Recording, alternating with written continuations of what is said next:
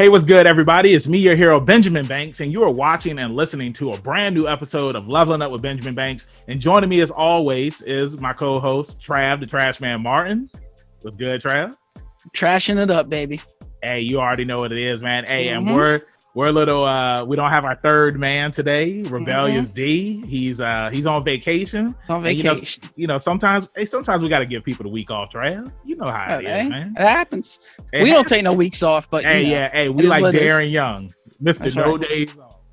And joining us today on today's episode is the talented hip-hop artist, Annakin Slayd. What is good, Annakin? Thank you for joining us today on Leveling Up with Benjamin Banks. Thank you for that intro, gentlemen. It's a pleasure to be on with you guys. Oh, man, awesome. We appreciate you. Yeah, we appreciate it, man. And I want to say that you're our second guest that we've had from Canada, right, Trav? Maybe. I thought you was going to say second hip-hop artist, so that's why I was nodding my head. I didn't know we was going the Canadian route, so... yeah, you're right. He is our second hip-hop artist that we've had up here. And, usually on Leveling Up with Benjamin Banks, it's like we keep it, nerd talk in the nerd community and everything. But, sometimes up here, it's like we like to venture out and... Spread them wings, baby. Yeah, spread them wings. And, even though, you're a hip-hop artist, we are going to dabble back into, when you were doing some voiceover work, and we're going to talk about your acting career as well. So before we get into today's interview, everybody that's watching this video, make sure that you like it, subscribe to the channel, and you hit that bell button so that way you're always notified when we have new content on Leveling Up with Benjamin Banks.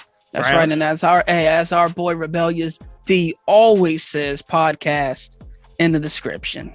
So let's go ahead and get into it. So Annakin, something that we do here on Leveling Up with Benjamin Banks, we always want to know, what is the origin story? Every hero or villain has one. So who is Annakin Slayd?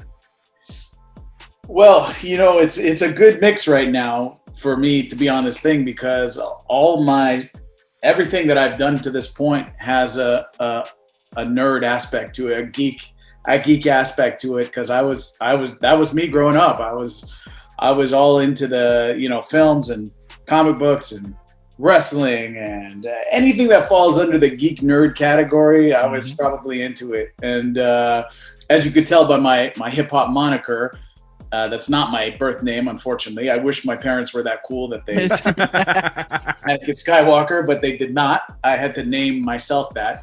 And it's funny because, you guys talk about like nerd, like hip hop is like venturing outside of geekdom. But in my case, I was a huge hip hop geek, and the epitome of hip hop geekdom is the WuTang Clan. Oh, sure. For me, I was obsessed with all kinds of music. I was obsessed with, like I said before, wrestling, comic books, all that stuff. I was really one of those people that really dove into things, Star Trek, Star Wars, everything. I was all into that. Then I discovered the WuTang Clan. That's right. And I have never been more obsessed with, when I was in high school, I had never been more obsessed with anything, known more details, know the ins and outs, real names, code names, aliases. I knew everything about every member and every single affiliate member. I was insane like that. That's crazy. When I was growing up, when I went to college, I was known as the Wu-Tang guy because every single new classroom I would go in, I would walk up to the board and I would chalk a Wu-Tang logo right on it. Hey, I like how this interview is going right now. that was my thing. So as anyone who knows anything about Wu-Tang knows that, every single one of them had a moniker, right? So it was, Method Man was Johnny Blaze and Ghostface was Iron Man, Tony Stark, all that stuff. So when we were into Wu-Tang, we were like, we got to have monikers, we got to have nicknames. So what we did as a thing was we would take a movie character that we loved and combine it with a comic book character. Nice. So my thing was obviously Anakin Skywalker, right. But I must preface that this was before Phantom Menace. Right. Nobody knew, that was a cool thing. You had to know, who it was. You had to have remembered in Return of the Jedi when Obi-Wan tells Luke what his father's name was. So I took the Anakin as the first name, and as the last name I took who at the time was another obscure comic book character, Slade. Sure. Deathstroke. You had to know your DC Comics at that time to know that. Now he's been inserted into the sort of DC universe, and anybody who knows anything about DC knows Deathstroke and Slayd Wilson. So yeah.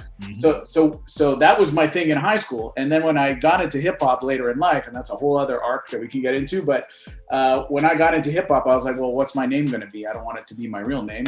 So I was like, I'm going to be cool like Wu-Tang. So I said, hey, let me just do the one I used in high school, Annakin Slayd. It rolled off the tongue. It worked well. And I guess the rest is history. Hey, that was a nice origin. Yeah, I loved it, man. Now, to piggyback off of what you were saying about the WuTang Clan, because it's like we love the WuTang Clan here as well. Now, did you ever play the WuTang Clan video game? My God, no, I didn't actually. That must have been that. What? Yeah, I mean, it was on the PS1. Like, I still have it. Right. I have the game, but I didn't get the controller. Like they came out with a controller that was in the shape of a W. But the controller was not usable though. It was not. It was bad. It was bad. But it was cool to say you had it. Right. They are the best at stuff like that. But I have to say, the one geekdom that I'm not big onto is video games. That's the one thing that I had a Nintendo growing up, and I played Duck Hunt and Mario Brothers and all that stuff, but it kind of as I got older, I kind of got away from it, and I could still sit down with some NHL hockey or some football or whatever now and then, but I sort of missed that part of it. But if it was a Wu-Tang game, I didn't even know, to be honest. I didn't even know about the Wu-Tang game. I played it. Yeah, no, it was kind of similar to Mortal Kombat. Like, I loved it for what it was. Like, it was for 4 players. You could have tag team matches. You could have, handicap matches. Like, I mean, speaking of wrestling terms and whatnot, but it was a fun game for its time. And one of the features that I loved about the game was if you were playing the game, you could open up the disc tray and take the game out, and you could put another CD in there. And then whatever CD you put in there, the music from that CD will be playing when you're fighting as the Wu-Tang Clan. So it was a very fun game. And I wanted to piggyback off of, you said that you're into the NHL, and I see that you're a huge Montreal Canadiens fan. And like, seeing the videos that you have on your channel where it's just like, it was the one song, and I'm mad that I can't remember the name now, but when you had all of these celebrities and like people all over the world, like in the video, and like y'all was just showing your love for the team, man. Like how cool is that, man? Like to do stuff. Yeah, that was great. That it's called Rock the Sweater. Thank you. And yeah, I mean, I'm Canadian, so obviously hockey comes with our DNA. We're born into it, and we. But it's funny. I was more of a baseball guy growing up. Like, I love baseball. Baseball is like my number one sport. But we lost our baseball team, as a lot of people know. So, I was always a Montreal Canadiens fan growing up. But when the Expos left, really my fandom for the Canadiens kind of was like a therapy. It was replacing what I had lost there. And so with the hip hop thing, it's like, I didn't start making hip hop thinking, I'm going to do hockey fight songs. That wasn't that was never part of the plan. If you listen to my first record, which is in 2007, it's called Stalwart Empire, and it's very like political, and it's very there's a lot of movie influences, and it's like a lot of imagery, stuff that Wu-Tang like inspired me to want to do. And then the Canadiens during that period went on this little run similar to the one they just went on. And I just jumped on that bandwagon, and I said, let me just do a little fun little fight song and get people riled up. And it blew up beyond what I could ever imagine. And now, especially here in Canada, I'm known as that guy, for better or for worse, because, I believe in the music that I make outside of that. And a lot of people, how it is, they pigeonhole you, they put you in this category, and they're like, you're the hockey guy, But it's been great for me. It's been a great ride. And this year we had a really surprising run. I want to talk about it. Yeah, we went all the way to the final, and no one expected it. And it was great to piggyback again off that with the Rock the Sweater. He said the word. Piggyback. That's the word of the day. I piggybacked off the Habs and made that Rock the Sweater, which it's actually a re-up of one I had made years ago. Mm-hmm. But yeah, like, I mean, all the guys the people, and you talk about a nerd explosion, to have, you know, Viggo Mortensen in it was like a huge get for me, and so many other people in there that, you know, a lot of them are Canadian celebrities, so maybe you don't know them, but there are a couple of ones in there like Alex Trebek and Viggo, and you know, were internationally known. It was really amazing that they participated, you know. Mm-hmm. No, I did see that, and you know, I also wanted to say too, because you said that, you know, you're the hockey guy. But it's just like, that can be a good thing, because I can't remember the guy's name, but he was a fan who just got inducted into the NBA Hall of Fame. Oh, yeah, for Toronto for the Raptors. Yeah, I don't know his name either, but I know exactly what you're talking about. The first fan to ever be inducted to any sport. Yeah. Any sport. Yeah. I don't think it'll ever get to that point for me, but I know. I mean, you never know, because I mean, I know WWE, like, they did something too. And I'm mad I can't remember the fan's name, but he was always at their shows back in the 90s. Mm-hmm. And like, they inducted him, and like, he was their first fan into like the Fan Hall of Fame. So it's like, you never know, man. It's just like, you got the music out there. It's just like, everybody, they know who you are, and like, they know when they see you, it's like, yeah, like, that's the Habs for Life guy. And I mean, you never know. I mean, you could get inducted, man. Hey, I'll be there. Give me the invite. I'll drive to Toronto and hit that one up for sure. So now, you know, I'm a huge Bruins fan, right? So when we let CJ go, out of here, and he came to the Canadiens, I was rooting for CJ and y'all. You know what I mean? And then y'all fired my boy, you know, this past February, and then you went on your run, and honestly, hey, maybe this might ruin the direction of the podcast, but when y'all made it to the finals, I was like, look, man, if they didn't fire CJ, they might have took that home. Well, first of all, we had him first. So we had him. Absolutely. Absolutely. Ding, ding, ding. Let's go. But actually, I love Claude. I thought Claude was a really good coach, and I thought it was a mistake when it happened. Absolutely. I thought they were really putting it in the hands of inexperience, and they were going to really miss that experience down the stretch, and they managed to pull it out all the way to the final. And you know, who knows if that extra experience with Julien could have helped them, you know, win a couple games against Tampa. But you know, I think it was a transition period, and it was overall, I think it'll be a good thing. But yeah, Claude, like. I was mad when you guys won the cup in 2011. I was incensed. Of course. To this day, I still don't watch the Bruins raising the cup. I hope you know that. Like, I just was watching a YouTube video of every Stanley Cup win of the past 20 years, and we got to 2011. I was like, skip. When Tim Thomas came out with it, you turn it. Okay. I've never seen it, so I don't know what you're talking about. But yeah, you know, Bergeron also a Quebec guy. So there's a lot of guys in there, and you know, like Boston. And the funny thing is, I love Boston as a city. I have so many friends from there. Chris Nyland, who is a classic Montreal Canadian, who's from Boston, and he's a buddy of mine. He's in the Rock the Sweater video. So you know, we're such good, like we're good, right. We're compatible cities, you know what I mean? Like Montreal, for sure. Boston, very compatible. And, but we have this like heated, ugly rivalry. I still think it's the best rivalry in sports, even though it's gotten a little bit like, it's been not as intense lately, but man, the early 2010s. Right. Yep. Man, I hated them Bruins, I'll tell you. So to keep it on the sports talk, I wanted to talk about the Expos, because I saw in one of your other videos that you had up here on the channel, Remember, which was a song that I really enjoyed. Like, how cool was it to like be in the stadium and recording the video there, and then like all of the video footage that you have on your music video? Like, how was that, man? Yeah, that's another one of those things that I could have never kind of predicted where my career would go and the angle that it would take. And, you know, right after I had made that Habs song, I actually got challenged on the radio by, I was being interviewed and the guy said, look, we love these Hap songs, but we know you're an Expos fan. When's your Expos song coming out? I was like, all right, you called me out on the radio. I guess I got to do it. But again, I see at that time, that was 2010. So the Expos had only been out of existence for 4 years. Right. So it was really fresh and people didn't want to hear about it. And when I did it, it was the first time that Expos fans had to acknowledge what had happened.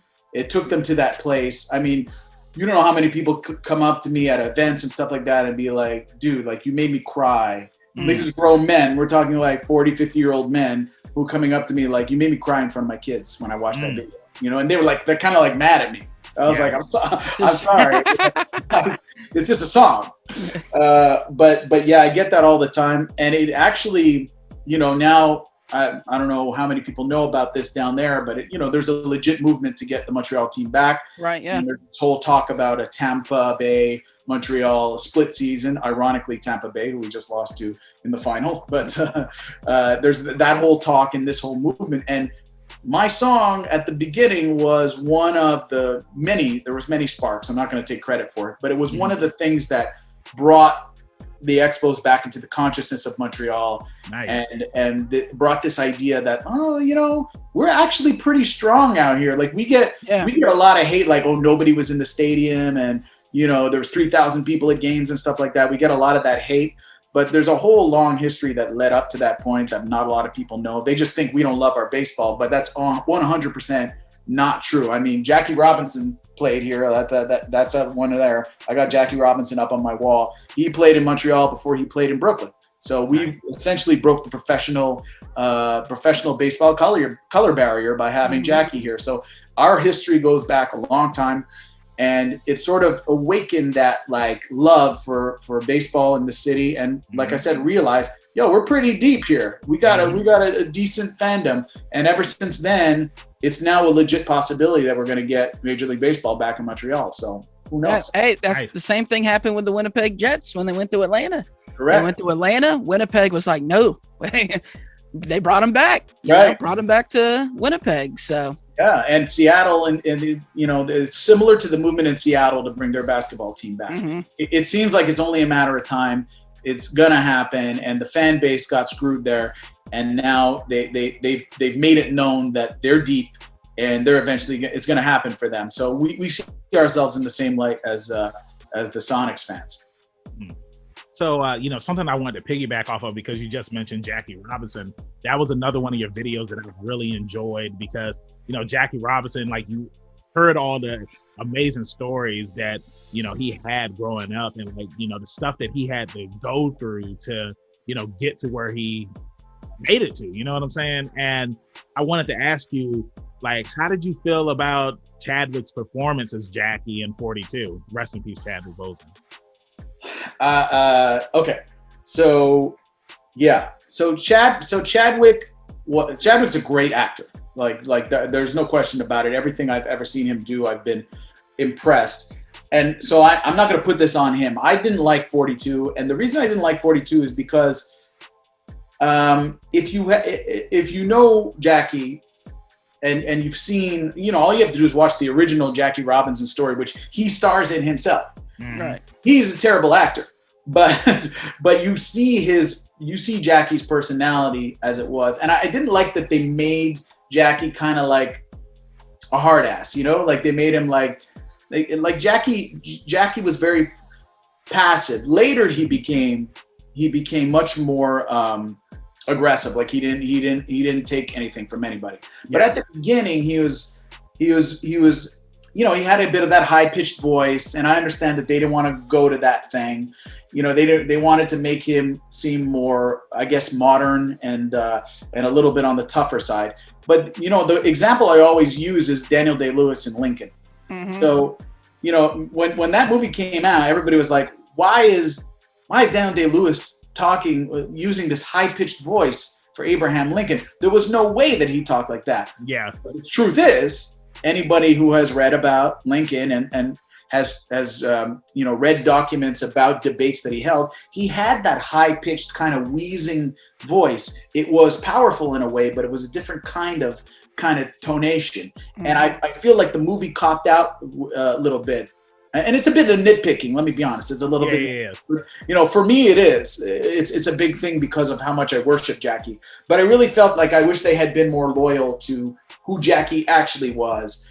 And that's no fault of Boseman. I'm sure this was a directorial thing. And this was, you know, they Disneyed it up a little bit, you know. And not the good Disney, you know. I feel like they could have been a little bit more loyal to what had happened and Jackie's personality. And but overall, it's not a bad movie per se. I actually love Harrison Ford in it. I think he's great in it. I believe that he was Branch Rickey. I felt the Branch Rickey in him, and I thought he should have got a little bit more praise for that. Although I am extremely biased when it comes to Harrison Ford because he is my all-time favorite actor. So, well. To ask you that, if you know you're a huge Harrison Ford fan, if you had to choose between Han Solo and Indiana Jones to spend 1 hour with, who would you choose? Oh, Indiana Jones. Oh my God, yeah. Oh yeah, all day Indiana Jones. I think there's so much more. Indiana Jones, people don't realize like how different of an approach that Harrison Ford took to that character, where he was like this everyday guy, you know, like even though he was doing all these like remarkable things, at the end of the day he was just so normal, you know, like the whole thing where he was hurt all the time, you know, he wasn't a superhero, you know what I mean, like and when you think about Indiana Jones, you think about this like swashbuckling superhero, but the reality is he showed so much vulnerability as an actor in that and as a character in that movie, and that was one of Harrison Ford's trademarks. You don't really get that so much with Han Solo. I think he's a bit of he's just a badass. Yeah, that's first. Yeah, he's a smuggler, and he was like, you know, he played sort of a, you know, listen, I love Star Wars, but it's the characters are not, you know, rooted in these like all these layers, you know, they are what they are, you know, and the charm to Star Wars is the world that is built around them and the imagination that goes with it. The Indiana Jones, it was a little bit deeper than that, and because Spielberg is just a wonderful director, and I feel like if he had taken something like Jackie, we would have seen a little bit more layer to the to 42. We would have seen a little more layers in that film.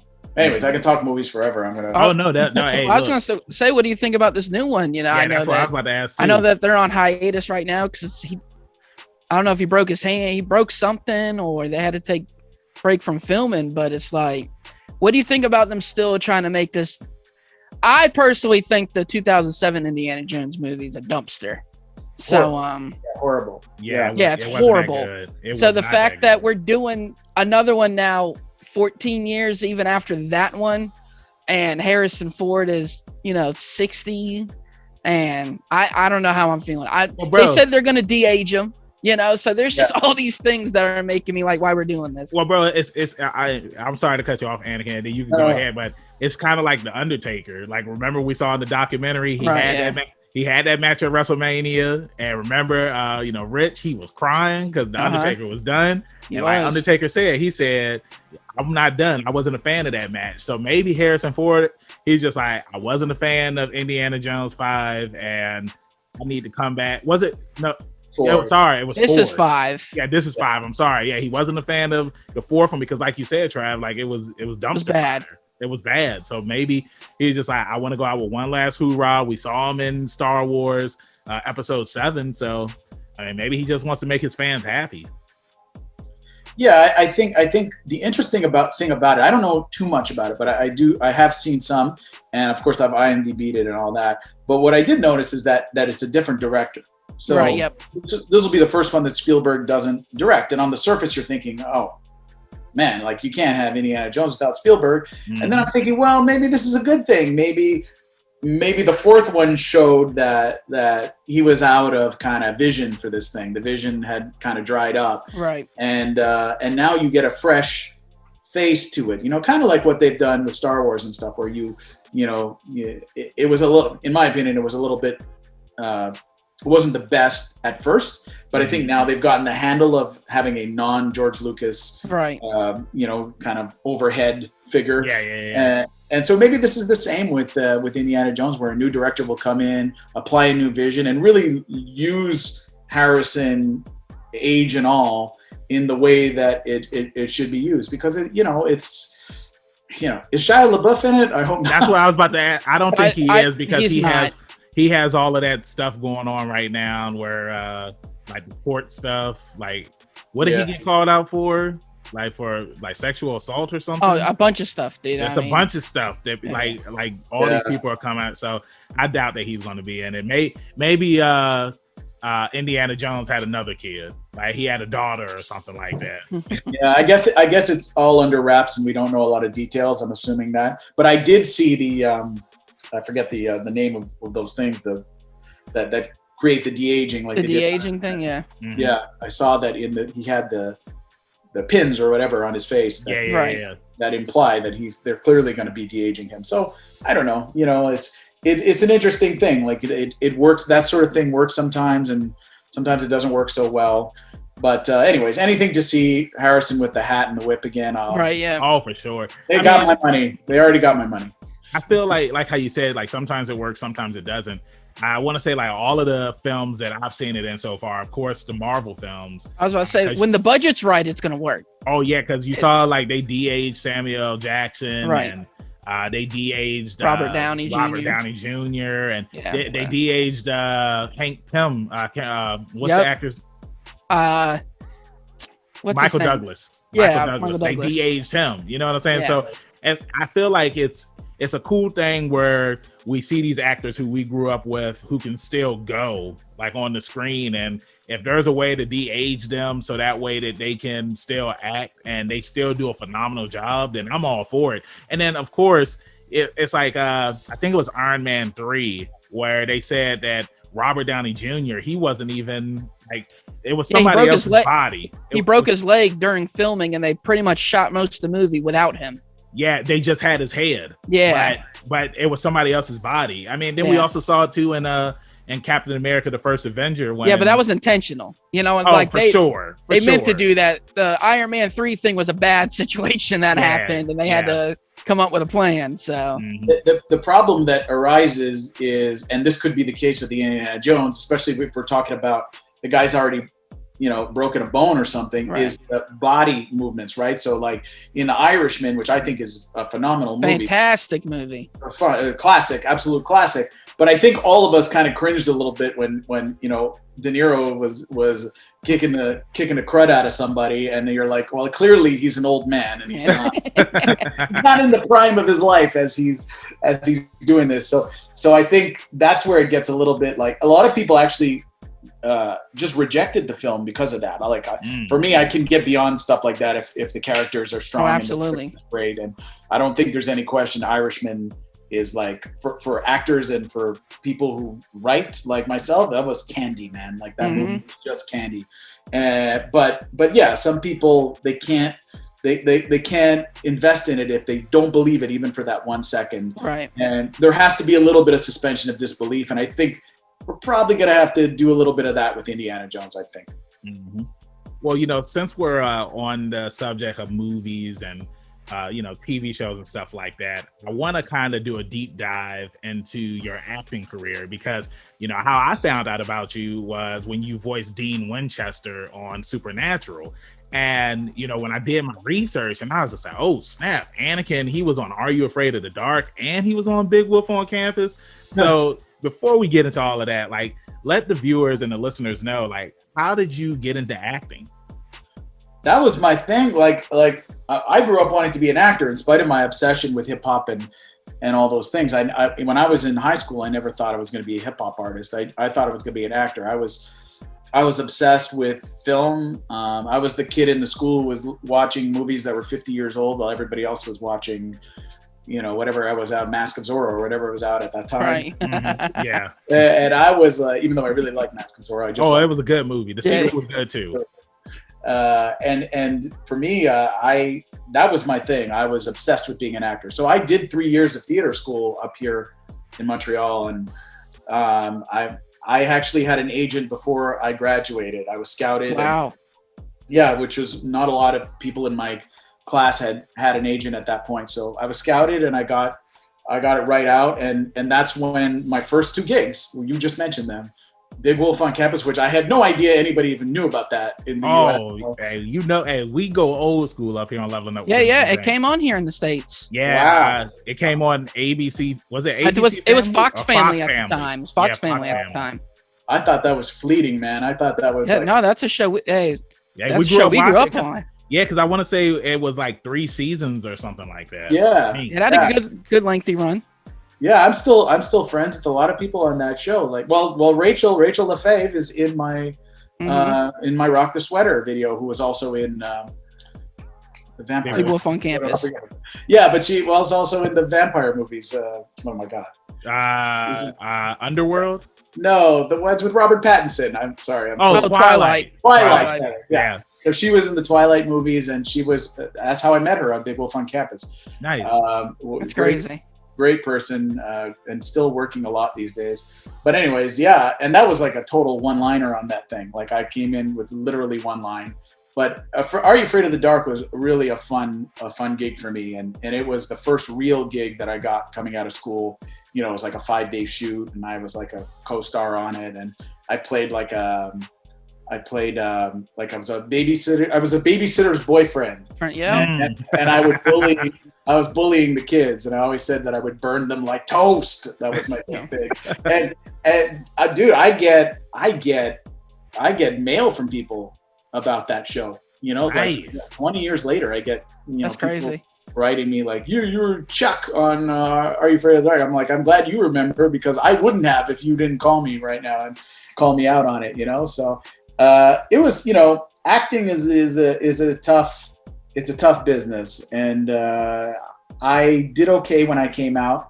I was really into doing a lot of local theater. I was big on Shakespeare. I love Shakespeare, and I started my own theater company, and we got into the New York Fringe Festival in 2001.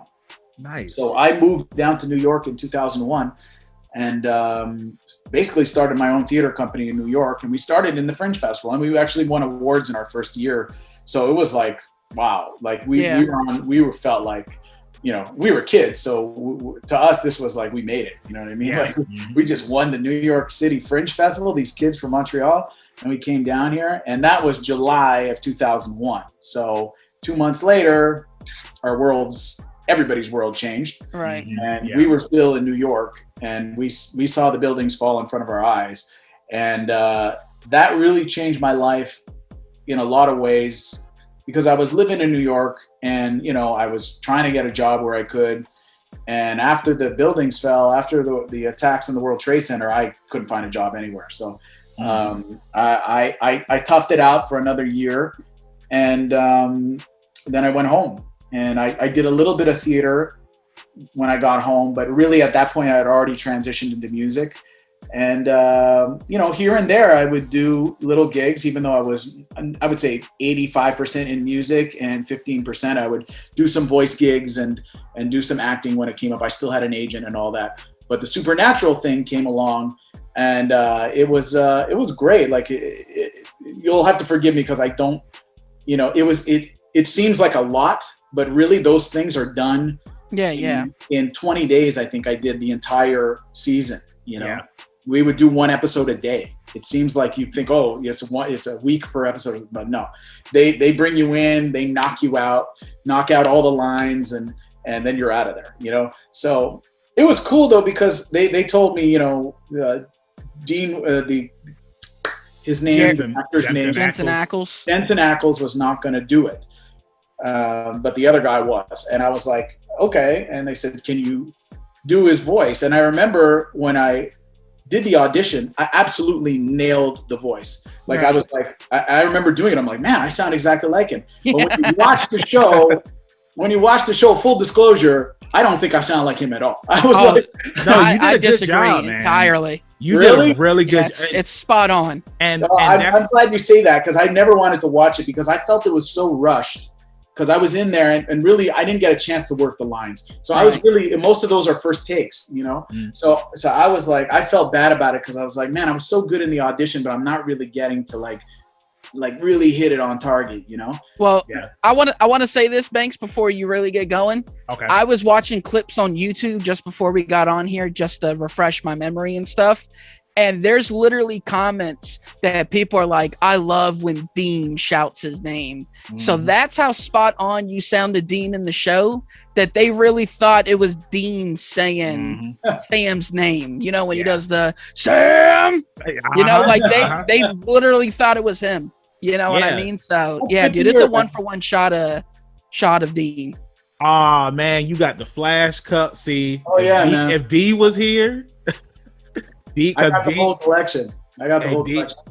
D is a huge fan of the Flash, and like sometimes, like when he's up here on the interviews, like he'll be wearing his Flash shirt, and you know his favorite TV show is the Flash on the CW. You're lying. Don't let this man fool you. He's not here to defend himself. That's his favorite show. He watches it every week. But I was gonna say, when I first heard that Supernatural was coming out with an anime, and they said that Jared was going to be up there, but Jensen wasn't going to be up there, I remember there was a lot of backlash because it's just like, well, how are they going to do an anime without Jared and Jensen? And then you were the voice actor who was going to be voicing Dean. And like Trav said, like you did an amazing job. Like when I watched the first episode, I was just like, it's not Jensen, but he sounds just like him. You know what I'm saying? It's just like all you got to do is talk like Batman. That's all he does. Right. With a little bit of dude in him. You know with a little bit of dude in him. I remember see, you're bringing me back now because I remember thinking, I'm like, do that deep like Batman, Clint Eastwood type thing, but just make him sound. He's a dude also though, you know, like he's got to be a dude, and like if you just combine those two things, and then you have the voice. And I felt like I just got into like.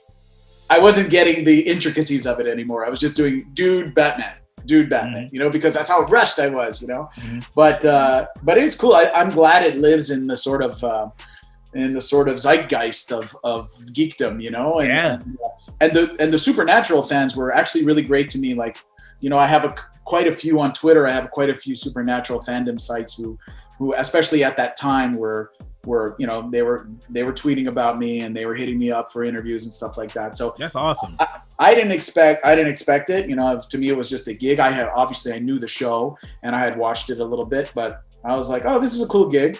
And it turned out to be a little bit more than that. And there's even a thing on Crunchyroll on their site where they basically they can't believe like who I was, because they talk about this guy who came in and played the Jensen Ackles role, and then they go into kind of what we're doing here. You know, they go into the fact that it's insane. His IMDb is crazy. It's all over the place. He's a hip hop artist. He he did some writing for video games, and he did all these things. And so it was kind of cool to, somebody told me about it and I watched it. And I was like, it's kind of cool to like see the reactions of people to know that this guy came in and played sort of this iconic like role, but he's like so layered and different and not what we expected, you know. So you got to enjoy those things as an actor because they don't come along very often. When you fall into something like that, you really I try to appreciate it as much as I can, you know. Especially with fandoms. Yeah, because Supernatural it can go either way.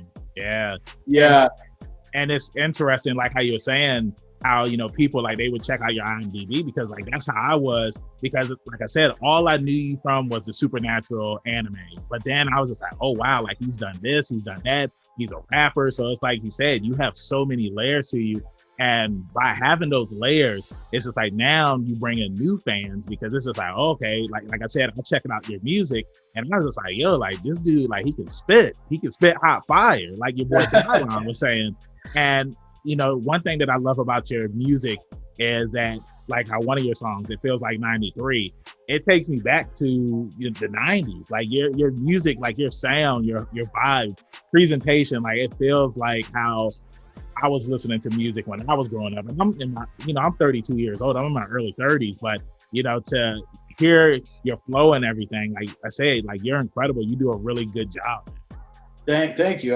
Like, you know, for me, nostalgia and, you know, I never wanted to do, you know, when I started rapping, a lot of, you know, I had a kind of people coming in and saying like, hey, you should try this. And, you know, 50 is big at this time, you know, you should rap a little bit more like him. And like, and I was just like, I'm like, nah, I have to be honest with who I am, and I have to be loyal to what inspires me. I can't pretend that I'm inspired by something else. I can't be somebody else just to fit into whatever mold that you have. And and to the point where I sought out and I worked with some of the people that I grew up watching, like, Inspector Deck of WuTang. I have a song with him. On my new record. I have we reunited and we did another one.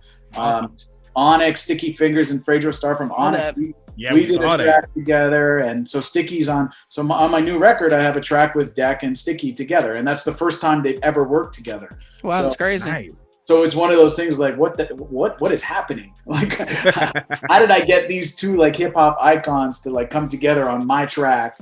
And these are guys that I worship growing up. Exactly. So it's a little bit of. It's a little bit of kind of career path, but it's also the loyalty to what you know and what you love. And even when I was doing theater, one of the plays that I did in New York, which was actually the biggest hit that we had done in New York, was called Killing Jar Jar. And it was about waiting in line. It was about waiting in line for Star Wars, for Phantom Menace, because we did the overnight thing. We stayed waiting for tickets. You don't have to do that anymore. But back in the 90s, you had to do that. If you really wanted to get that movie, you had to get there hours and hours early. With Phantom Menace, it was a whole other huge deal back then, man. I remember like seeing in the newspaper, like newspaper articles where like people were in line, like they were taking pictures of them. They were dressed up as their favorite characters from the Star Wars fandom, and like it was crazy back then. Like you say, you don't have to do that anymore now. We did it. We lived that life, and well, my best friend is Elias Tufexis. So he played Adam Jensen on the Deus Ex video game. Yeah, so he's the lead of that, and he's been in Star Trek Discovery and what's that show, Expanse. He's very well known. Oh man, The Expanse is so good on Amazon. Yeah, he's in the first season. He has he has a big role in the first season, and we grew up together. So. And we did the whole line thing together, and we wrote a play about it, and we said this is just hilarious because, back to the whole hip hop thing, it was like we are combining the two things that we love: art, making art, creating, but also resorting to the nostalgia and the stuff that we grew up loving. And what they tell you, they write what you know, right? Like any great writer will tell you, start with what you know. So I'm 20 years old. The only thing I know about is geekdom and hip hop, And so I'm like, what am I going to write a play about? So let me write about my experience about waiting in line to Star Wars tickets. And we did it in New York, and it was great. The fandom there came out, the New York Star Wars fan club, they promoted it. They were all there opening night, and we dressed in costumes, walking around Times Square promoting the play, and it was a really good, really fun experience because we were doing something that New Yorkers cared about, and we were also doing something that we cared about. So it was a fun thing, and I'd like to think that even today, with this new album, I'm working with Deck and Sticky again. So I'm still doing that, even as a grown man, and it's a serious thing for me. It's my career, it's my money, it pays my rent, but I still have to resort to those things that I know and that I love. And, this is the joy of the thing. Yeah, now I wanted to piggyback off of what you were saying, because I'm a professional wrestler, and I had went to a William Regal seminar. I want to say it was like 2 years ago. And one of the things that William Regal said, and if you don't know who William Regal is, I do know. Yeah. I know you're a wrestling fan, but to everybody that's listening and listening, I always say listening, but listening and watching right now, look up William Regal because he's an incredible guy.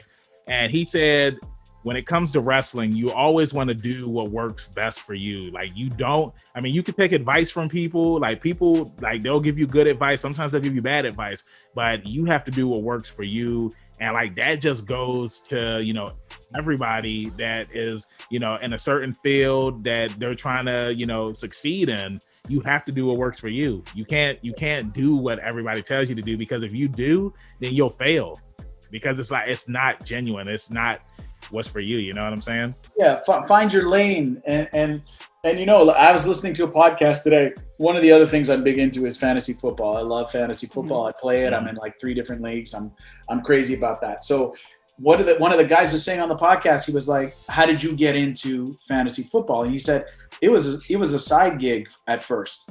And I find that a lot of people, especially in the current environment where we have so many resources to do the things that we love, a lot of side gigs become real gigs. Right. You know, that's what hip hop was for me. So like when I was in New York, I was slumming it as an actor.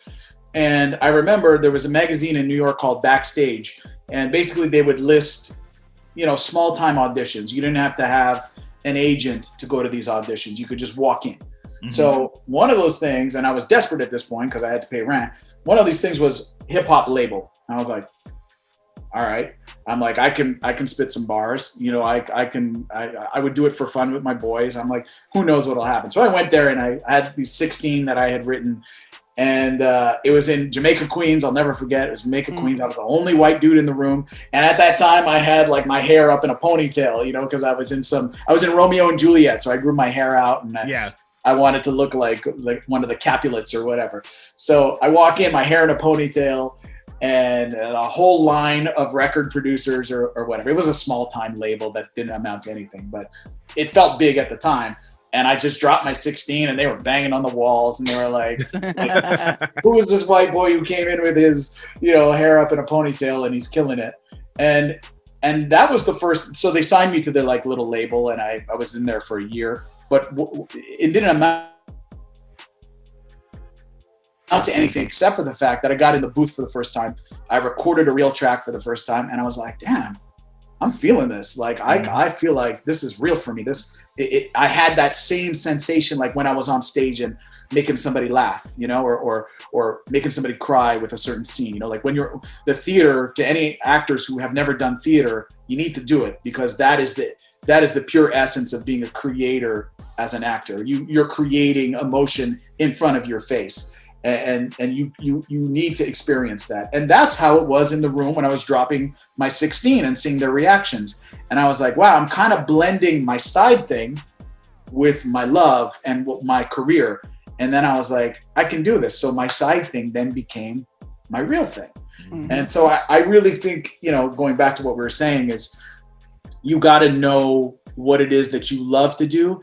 And oftentimes, if you're willing to come home at night from your 9-to-5 job and put work in on something else, you might love that thing, you know, and that may lead to somewhere else. And I feel like a lot of greatness comes out of that. He gave the example of Joe Rogan, right? Because Joe Rogan was, you know, his podcast was a side thing at first. You know, he was doing reality TV. He was the UFC guy, you know, and then he did this podcast that started with UFC, but eventually he brought in other new guests on it. And now he just sold it for what, $3 million to Spotify or something like that. You know, so yeah, follow that little path that, you know, just that you didn't know you were going to take, but suddenly you're on this path. Like, don't say, hey, where am I going? Really understand where that path is taking you before you push it away. You know, I think that's important. No, I 100% agree with you. And, you know, it's like you said, like sometimes it's like you start off on that path because like with us, our podcast, it's just like when we first started, like we were just interviewing a bunch of our friends. And of course, you know, when you start a podcast, especially when, you know, nobody knows who you are, like people, they knew who I was because I was a wrestler. So of course they tuned in for that. And like, that's what, you know, some of our listeners, they still do because, you know, Benjamin Banks is the wrestler. But, you know, like I said, we were interviewing our friends, we were interviewing family. And then a couple of times, like we would get somebody that was like a voice actor or an actor or something like that.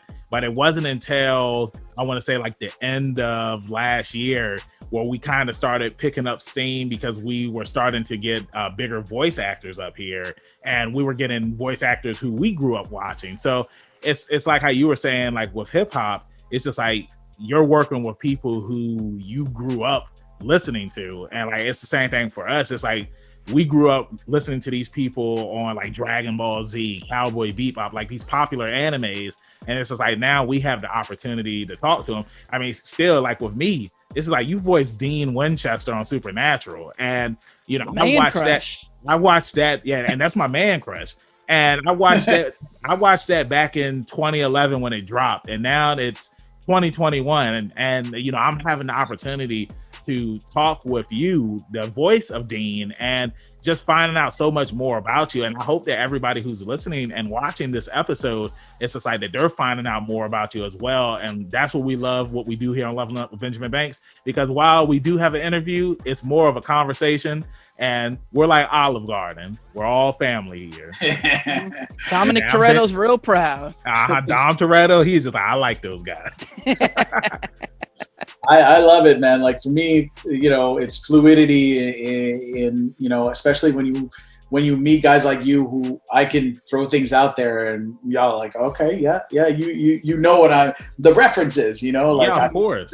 Too often I go through life, especially when I was growing up, where I knew so much about things that nobody knew anything about. So I really, you know, I stuck to my people because I knew that, you know, if I can drop a reference about wrestling or you know, obscure movies or something like that, I know my boys would you know, we'd be able to start rapping about it, you know. So it's you know, people trivialize stuff like that in geekdom and stuff like that, but they don't realize it's community, man. Like oh, for sure, it brings people together, shared interest, man. When you go on a date, you know, like you're like, okay, is this woman, this man, is he for me? Is she for me? The first thing that you try to navigate is shared interests. You're like, yep. Does she know about movies? You know? And then I always do the test. I'm like, you know, I start to like incorporate movies into the thing. And if I see that she doesn't know anything about it, I'm already like, well, that's a minus. Yeah, it's time to keep it moving. Yeah, hey, I agree with you, man. Like, it's truth, though. It sounds savage, but it's truth, right? No, it is. Because, like you say, you can navigate, like, you know, which way you want to go with this. Like, I just went on a date with somebody, and we met on Tinder, and like her Tinder bio, it mentioned like if we played Mario Kart 64, who would you choose? And I was just like, hey, this is my type of lady. And you know, just the conversations that we had when we talk about video games, and like she brought up Mighty Morphin Power Rangers, and I'm just like, well, where has this girl been at? You know, it's crazy because again too, I know you say you're not big into video games, but Final Fantasy X, it just celebrated its 20th anniversary. And I know when I was coming up, there wasn't a lot of people who played RPG games. So like how you were saying with your crew, it's like you could talk about those references and everybody would get it. Whereas, you know, for me coming up, it's just like everybody played Madden and NBA. Nobody was playing Final Fantasy or Legend of Zelda. So I just love how the world is now, where it's like being a nerd is more acceptable. And because, you know, being a nerd is more acceptable, you know, you can tell the new fans like, oh, well, you need to check out this movie or you need to check out this game. And of course, you still have people who gatekeep and just like, oh, well, you weren't around back in 1990 where it's just like, no, like if this person wants to learn about this, like show them the way. Like, don't be a dick about it. Yeah. Well, I'm an old head too. Like I'll you know, I'll be like, let me teach you a couple of things, you know, especially with the wrestling. Cause like for me, like I'm an old school head all the way. Like, you know, you got the Attitude Era for sure. It's like, I love it. But for me, the rock and roll, you know, 80s. Yeah, that's my jam right there. Like I could watch that stuff all day. Late 80s, early 90s.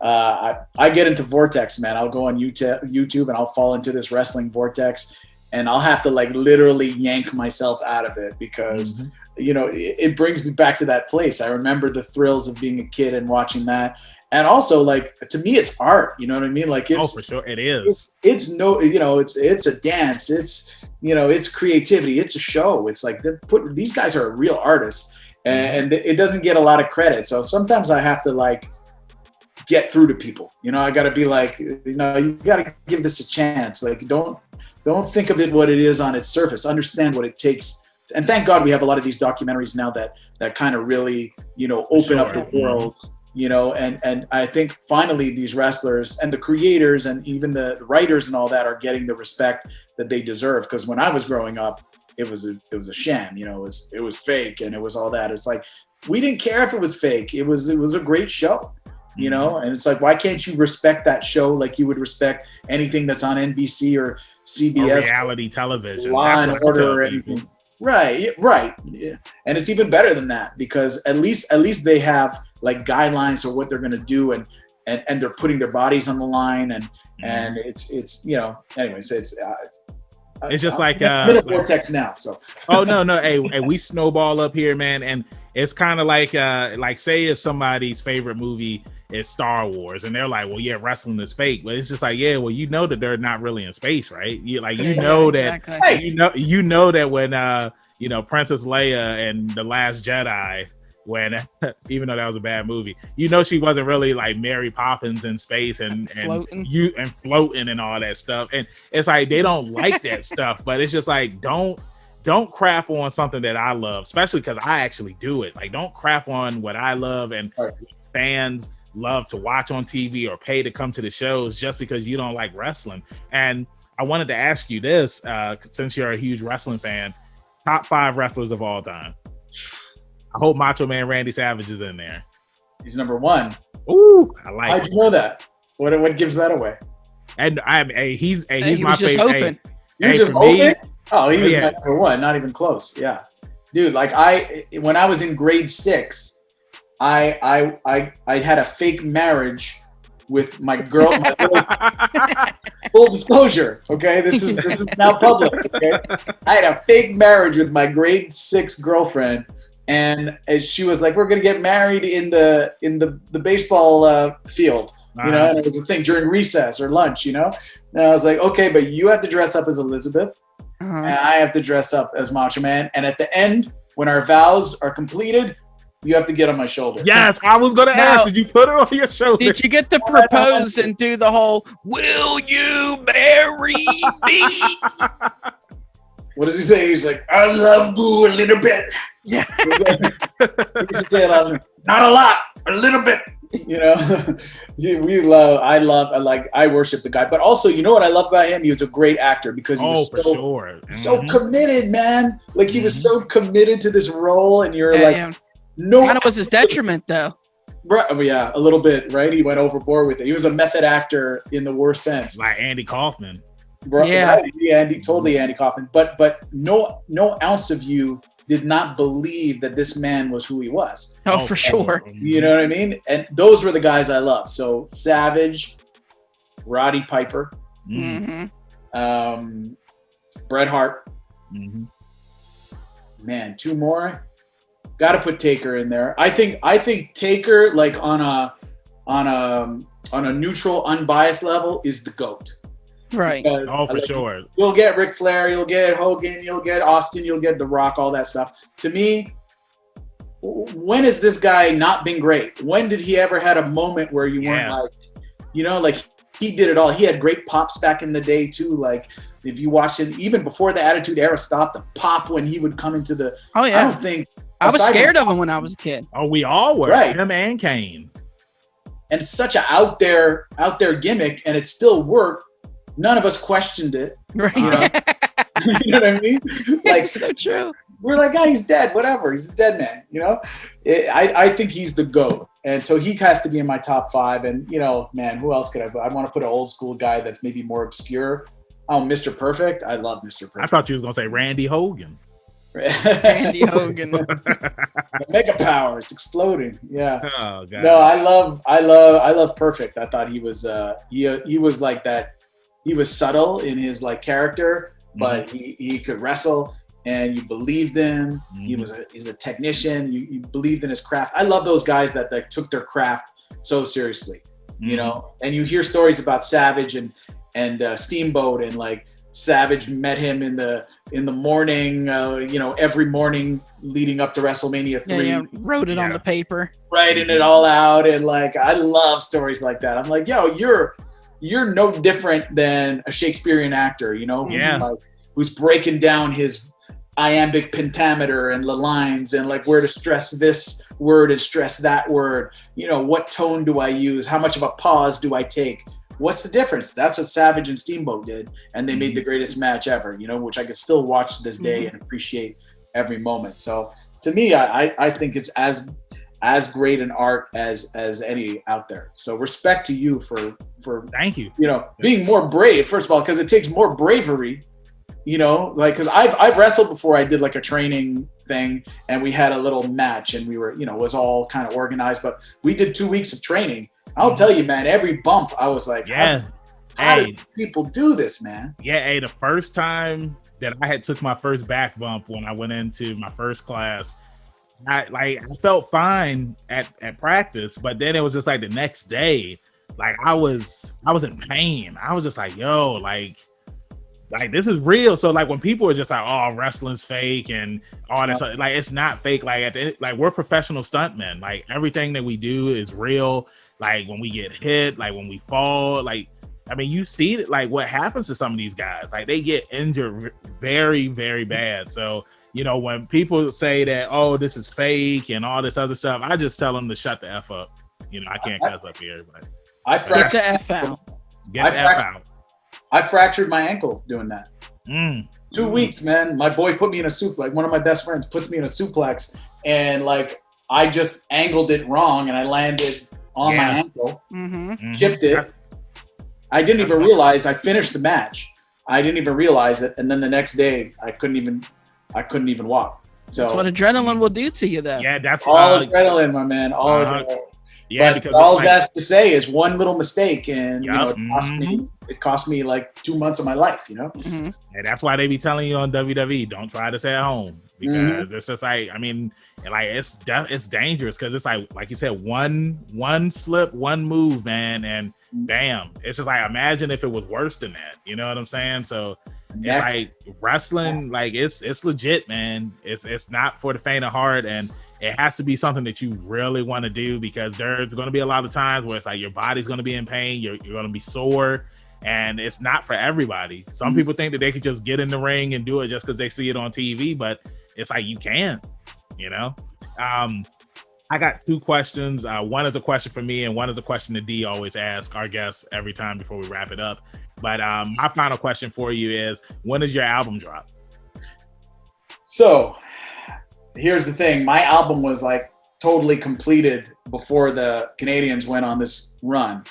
So I was like I said before, to start off, which seems so long ago that we were talking about the Habs, but when I finished the album, it didn't look like the Canadiens were going to do anything. And then they went on this run that they haven't been on in about 30 years. So I had to spend my time re-upping all these songs. So I delayed the record. And now I'm kind of regrouping and putting it back together and putting a timeline. I'm going to drop a single within the next month, and then I should have the record out and ready to go by the fall. So let's say September, October. So look out for it. I'm easy to find at Annakin Slayd on pretty much every platform, Instagram, TikTok, Twitter, Facebook. I'm easy to find. So if you care about the music that I'm making, seek me out. Awesome. And, you know, after talking with you today, man, I'm definitely going to purchase the new album, man. Got to show support to our guests that we have up here on Leveling Up with Benjamin Banks. And so the final question that D always asks, Trav, did you have any other questions before we wrapped it up? Nope. Okay. Nope. D always covered it all. Right? D always asks, if you could choose one horror movie, whether it be the 80s or the 90s, as one of your favorites, what would that movie be? 80s or 90s? Damn. Man, horror movies?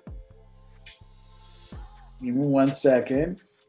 You know, the first movie that popped in my head right now is Poltergeist. That's a good one. I don't know if it's because I like it or I just remember the trauma. I have that scene. I don't know when's the last time you saw that, but the scene where the meat is on the counter. Right. The steak. Yeah. That thing, man, that scene gave me nightmares. I don't know what it was about it, but like I remember, like I could never look at my kitchen counter the same for like years and years when I was a kid. I would be like, anytime my mom or my dad would put like a slab of meat on that counter, I'd be like, Please don't Yeah. stop pulling. It's in Don't my start head pulling. right now. Like, thanks, Anakin. Well, that's then he went to the bathroom and then he started ripping his right. Yeah. And then I went vegan. But that's what makes those horror movies so good, is all the practical stuff. And the fact that, you know, none of that stuff involves CGI. When the poltergeist stuff starts happening, like they're on like these invisible strings that you can't see, and they're like puppeteers. They're manipulating all this stuff, and it's really, really cool that somebody even came up with this concept to do this stuff. You know what I mean? And take it to the next level, because the Poltergeist remake is horrible. It was horrible. Oh my God. It wasn't even a movie that should have been touched, because it still holds up. Yeah. I can only imagine. But what you said is true. The organic kind of like feel to those things where you know, like even something as simple as like Yoda or something, you know, it's like, sure, like obviously it's a puppet, but it's so much more real. No, I agree. For the lack of a more complicated term, but it's just he just felt real in Empire Strikes Back and Return of the Jedi. And then when he came up in Phantom Menace and then made him this like, or no, it wasn't Phantom Menace. I think it was the ones that it was Attack of the Clones. I was not a fan. When Attack of the Clones, when you got to see him do what he does, but he still was like on the council in Phantom and the Menace. But honestly, I was a kid, so that was exciting for me. I was 9. No, I was not feeling it as a kid. When Phantom Menace came out. What I hated, he did the remasters of the original, and they like replaced Jabba the Hutt with the CGI Jabba the Hutt. And they added the stuff to the pit, so it wasn't just a pit. They tried to make it like that's a better. It was unnecessary, the stuff that George Lucas was trying to do. Why are you doing it, dude? Yeah, and that's it. He lost touch of what the charm of the thing. Right. Exactly. Jabba, as knowing that Jabba was this big kind of like basically the giant mechanical puppet, and there were like dudes inside, like, you know, working his tongue and like working the tail and doing all that thing. Like that's amazing. That's like what we were saying about wrestling. It's the show. It's the intricacy of the show. It's the time and the effort put into it. It translates on the screen and to the viewer. And just to know that some dude is sitting there at his computer and like making a fake Jabba, it's so not much the same. charm. You know, you lose all the charm of the thing, you know. But I'll hit you with one, like, I don't know if this is a hot take anymore, but as much as they weren't perfect, I'll take the prequels over the new ones any day. Are you talking about 7, 8, and 9? 7, no, 1, 2, and 3. I will take over. Oh, for sure. Over the last 3 that they did. Yeah. I did enjoy 7 though. I did. When Force Awakens came out, I actually really did enjoy it. And then 8 was just like what they did with Luke and just everything in 8. It was just well, at least 9 tried to fix some of the stuff, but it's too 9's late. worse than 8, dude. I like 9 more than 8 though. Yeah, I think I honestly couldn't vibe with any of them, and I don't know if it's a hot take anymore, but I felt like it was. No, it still is. Like, people still talk about that. I mean, because like, thankfully, you know, we got the Mandalorian now, and then you have all this other, you know, Star Wars content coming out to make us forget about 7 through 9, because like just the whole, I mean, like, it was a Star Wars movie, but it wasn't a Star Wars movie, if that makes any sense. Like it didn't make me feel, well, 7 made me feel good, but 8 and 9 were just like yeah, because they went heavy on the nostalgia in 7, so you couldn't help but feel like they just redid episode 4 now, but what's it called? They just rebooted A New Hope. Yeah. But by 9, it's completely worn off, and you're just it's garbage. Yeah, well, man, when they brought Darth Sidious back, I was just like, we don't need the Palpatine stuff. We don't need. It's really because they just didn't know where to go. They wrote themselves into a really bad hole, and they just had no idea what they were gonna do. And they need a fresh voice, and that's why putting Dave Filoni in to do the Mandalorian, and now. He's basically in charge now, which is I think now he's actually been promoted like president of Lucasfilms. So that's the way to go, man. And that's what I was saying about Indiana Jones is like you need a guy who respects the material, for sure, and he comes in and makes it fresh, but also understands that what the fans want to see. We don't want to see like fake nostalgia. Like we don't want it like beat over the head. Like all the all the throwbacks that they do and stuff like that. It's like eye rolling stuff, you know. You gotta be loyal to the material but also understand that we also want a little bit of freshness and blend that up, mix it up together, you know. And I think Filoni, he gets that. Yeah. Agreed. One last, sorry, try to cut you off, but I was going to say that they did the same thing with the Creed movies, where it's just like, you know, you had a little bit of nostalgia in there, but it was fresh enough to the point where it's just like, this is a new story.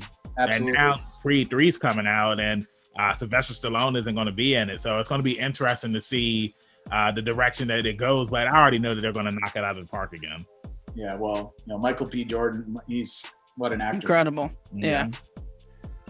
Trav, what were you going to say? But yeah, I just want to say one more thing before you wrap this up. What besides the album coming out, are you writing anything new going on? What's going on with anything else that you got working? Yeah, I got a big project that I'm working on. I wish I could say a lot about it, but I'm really actually under an NDA, and but it is going to be an anime that I've written with my best friend Elias, who I was telling you before. Right.